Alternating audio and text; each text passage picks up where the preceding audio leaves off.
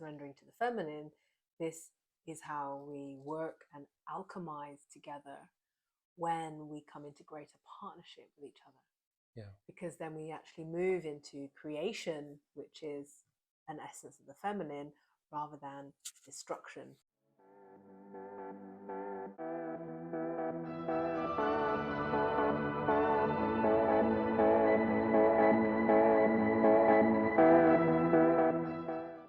Now I want to talk about prophetic visions. I've subtitled this called The Age of the Frog.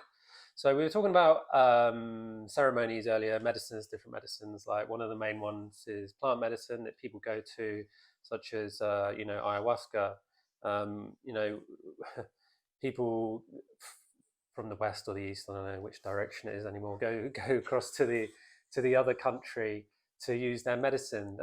That's a distortion, right? And so the people in the West, Europe, were starting to remember their roots, but they weren't their roots, they were the roots of Peru. And so they went over to get help from ayahuasca, which is fine, but they're not our roots. We're supposed to learn from our own medicine that grows on our own land.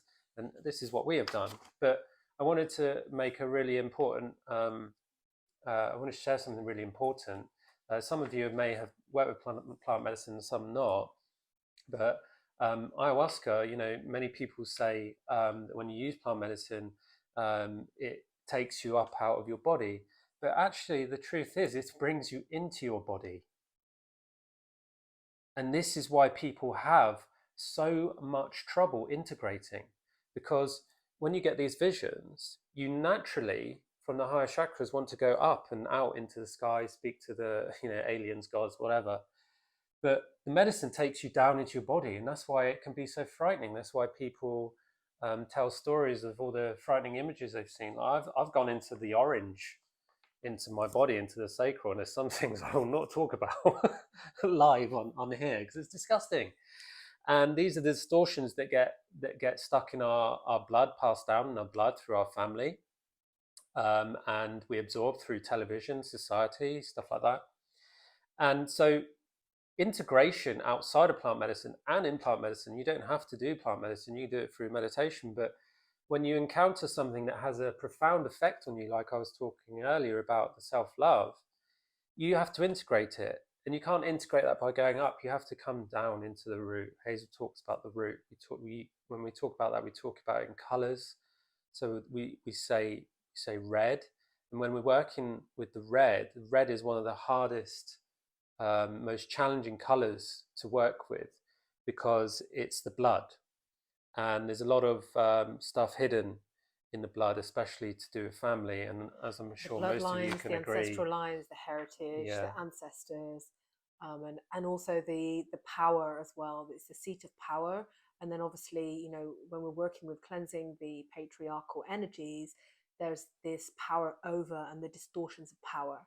And then that's also the root of where the sexual energy leads to. So that's why with that. Anyway, I wanted to say, when I first started my journey with plant medicine in 2019, which is quite late for a lot of people who have come far in a short amount of time, is I started getting prophetic visions, but I didn't know they were prophetic. When I mean prophetic, they started telling me my future and collective future.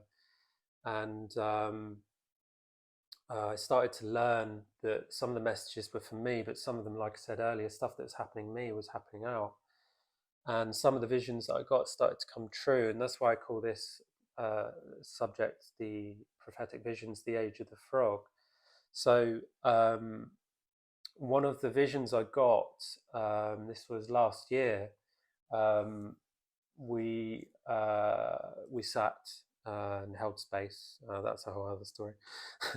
And I got the message that we are leaving I think we're integrating it, but we're leaving the age of the dragon, which is the age of power. So this was the age of the distorted misuse of power, because it's, even though the dragon is androgynous, it holds an energy of creation, or feminine energy. And because of man's distortion, slavery towards that sexual life force, that feminine energy, they can't. The masculine kind of, because you can't fathom that power, kind of put a control on it. And this is how it represented itself in patriarchy, the age of the dragon, right? So it's this energy, this misunderstanding of the role of the masculine that has prevented peace on earth, and instead created the wars and the misery and poverty and slavery and everything that we see today. And you see everywhere that as soon as you mention the word God, an atheist will pop up and say, well, if there is a God, he wouldn't allow all this war and poverty and misery. Or a follower of Christianity might say, well, God moves in mysterious ways. And a scientist will say, well, it's all relative. And this is the true ignorance of man, because it's the collective that creates this war and poverty. For, we're all part of everything that exists. And if God is everything that exists, then we are the reason that we live in this age of destruction and distortion. So when you insult someone, that is that a free will gesture from your heart, or is that from God? It's like saying, if God created war, then he must have created that insult as well. When are we going to start taking responsibility for our shit? I have to beat that out. Do you blame your actions on God, your action of war against another, or do you take responsibility for it and say, I'm going to change? All right. The second part of my prophetic vision, which is really interesting, was that we're entering the age of the frog, right? And you may have seen in my other videos about the elephant, the lion. I'm actually doing one on the panther as well, that I specialize in decoding the wisdom of animals. And so when I experience these visions, I get it through the wisdom of animals. And the frog represents cleansing and purity. And you can see it's already starting to show itself in society. The oceans are being cleaned from plastic, new inventions for cleaning rivers, new laws to stop dumping of waste, emphasis on healthier foods, yoga, exercise. And this is our society moving away from power and into deep cleansing. So the new celebrity won't be those that are rich, powerful, greedy, and controlling. It won't be those with money. It will be those who are compassionate, people who want to heal, spread love and peace, who want to be unified. And this doesn't mean there won't be any distortions, because there are already many distortions in this community. The distortion of the heart bypass, like we've been talking about, and by stealing the consciousness of higher learning through plant medicine. Everybody goes up and they're like, oh wow, I just learned about the meaning of everything. But again, that turns into an opinion, because that's knowledge. It's not embodied wisdom. You need to bring it into your body. And so it's not about seeking knowledge. It's about the embodiment of the wisdom of the soul that resides within you. And the body is an incredibly complex, super advanced vessel, an element made of elemental DNA. It's made of the 5 elements. And as we purify our spirit through the acknowledgement of these distorted behaviors, like we've been talking about, and our actions, it allows greater activation of the DNA within our vessel. And this allows us more potential when our gifts start to come through. So first it starts with feeling less shame. Well, first it starts with feeling the shame. And then when you start to come up, you start to feel less shame, start to feel hope, courage, pride, joy, happiness, love, and so on. But this takes years to come into the body, because the body's consciousness is slower, whereas the mind is really fast. So to feel takes longer. It's like the feminine energy, it spirals and it goes up. Whereas, it's the earth energy, whereas the masculine energy is the sky, which is very cranial. So it's like, yeah, I know, science says this, I know that. It's very sword energy, it's very direct. And this is what we're talking about, the divine union of these 2 energies. So imagine the slowness with the directness. You get something completely new. You get wholeness, you get peace. This is true enlightenment. And this is how we can work, because we're on the subject of the surrendering to the feminine. This is how we work and alchemize together when we come into greater partnership with each other. Yeah. Because then we actually move into creation, which is an essence of the feminine, rather than destruction. Now, we can obviously talk about, the chaotic energy of the life, death, rebirth process of the the deep feminine essence, but that's not what we're talking about at the moment, because of course there's death and destruction within that, and that's a pure energy of transformation.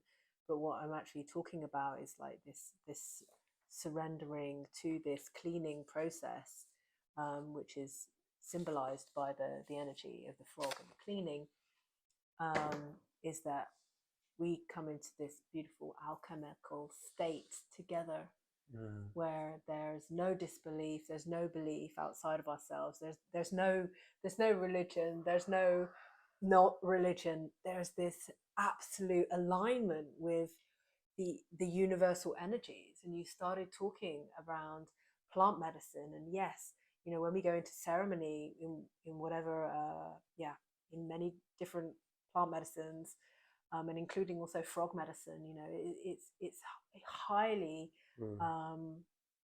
purifying. But then there comes a time where you also have to purify yourself from needing to be purified and actually come out of that and realize that the next stage of purification is embodiment and acceptance of your humanity. And realizing, oh, okay, if I continue thinking that I need to search for anything outside of me, whether I'm getting it through these plant medicines, through these ceremonies, or through these rituals, or whatever it is, that what we were saying earlier, you're still searching for things outside of you. And this is where we've realized that the next stage of healing, coming together, it's not even healing, it's like recognizing that you're ready to come into life.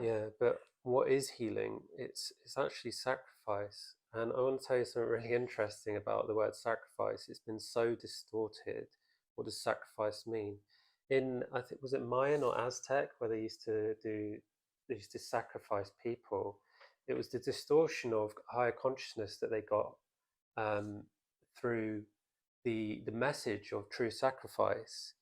And you see it in Catholicism. When you go into a church, you sit with a priest and he says, do you want to confess your sins?